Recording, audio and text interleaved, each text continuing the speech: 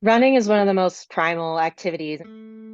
I remember being about 5 or 6 when I went tearing down my driveway and went to make this right turn. And I was aware of how my body was automatically making all these little decisions that the faster I ran, it had to process the crack in the sidewalk from the earthquake and the drain pipe and all these things to like make my foot land in the right place without tripping. And I was like in awe at the way my body was doing all of that behind the scenes. It wasn't until I was 13 that I discovered running as a sport. I discovered I had aptitude and talent for it and really fell in love with the way running gave me this freedom, this exploration, like running on the dirt roads around my house in Southern California, took me to vistas that gave me a new perspective on my town. It brought me friendships. It gave me this sense of belonging. It gave me time in my mind to like connect with myself. And I think that running, like sports in general, gives us that. It gives us this connection to our body, that it's ours. It's like a chance, especially for women in a world that sexualizes our bodies and creates value based on appearance. It's a way of reclaiming, and that's why we fought so hard for access to sport. But after almost 30 years in sport, from youth to collegiate to professional to coaching elite athletes, I just have had this need to tell the other side of the story that we're kind of glossing over, which is the incredible harm that our sports systems are causing by not centering the female athlete experience in women's sports.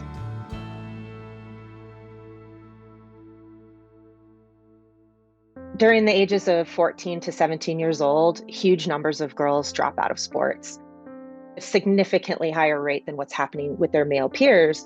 And you lose so many people very early in the pipeline, and then they lose the benefits of sports participation for decades to come.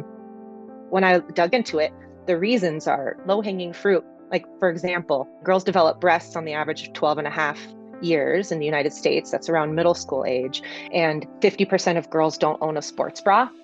That is a big barrier for girls continuing in sport. And there's a lack of breast education, just basic breast education about this part of our body that affects how movement feels compared to our child body. Girls want information. They want to understand what's happening, but you place all of that in a situation where breasts are sexualized. So they're not openly talked about. It's not part of the curriculum of physical education classes in the United States. It's part of health class, which lives in its own bubble. But the embodied experience of doing activity with breasts is a lot different than looking at a diagram of mammary glands. We have a huge emphasis in our culture on male comfort. We give out jock straps to middle school boys, but we don't give out sports bras to middle school girls. If boys got breasts, I feel pretty confident that that would be like a government issued piece of equipment for every student. One thing I hope that comes from this book is that people will see these patterns that show up in the female athlete experience, recreational through professional, and recognize the patterns in other industries. And as sport has done for generations now, it can be an arena for social change. We can see how race plays out. We can see how gender plays out. We can have these heated discussions about it in this more controlled environment. And then those conversations can lead to revelations and changes in other industries.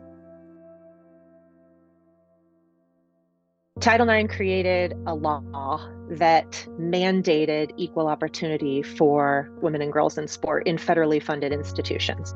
But even so, even in that small world of high school and college sports, elementary school type things, we do not have an equal opportunity to thrive in sport as female athletes, as our male counterparts, because the sport systems were built by men for men and boys originally, and we were actively excluded from them. And all of the incentives and rewards and norms are based around the default male body, like so many industries in our culture. And so we have to, in order to have equity for women and girls, we have to center their embodied experiences. We have to be willing to look at the differences in female physiology, development, performance norms, and then build the sport around that. We cannot just create a thing that works for men and expect it to work for everybody. There's good reasons why 50 years have gone by without us making big leaps in this area, because it requires looking at difference and being able to hold the nuance of difference and feel safe. Difference has historically been the tool used to exclude and oppress people. You're different in this way, therefore you can't play. You're different, you can't be in the room. we had to emphasize sameness in order to get in the rooms, to get the rights that the people in power have had. But we have to be brave and saying, we are now in this space. We deserve to thrive in this space as well. And we have different needs, and these are what they are, and we want them.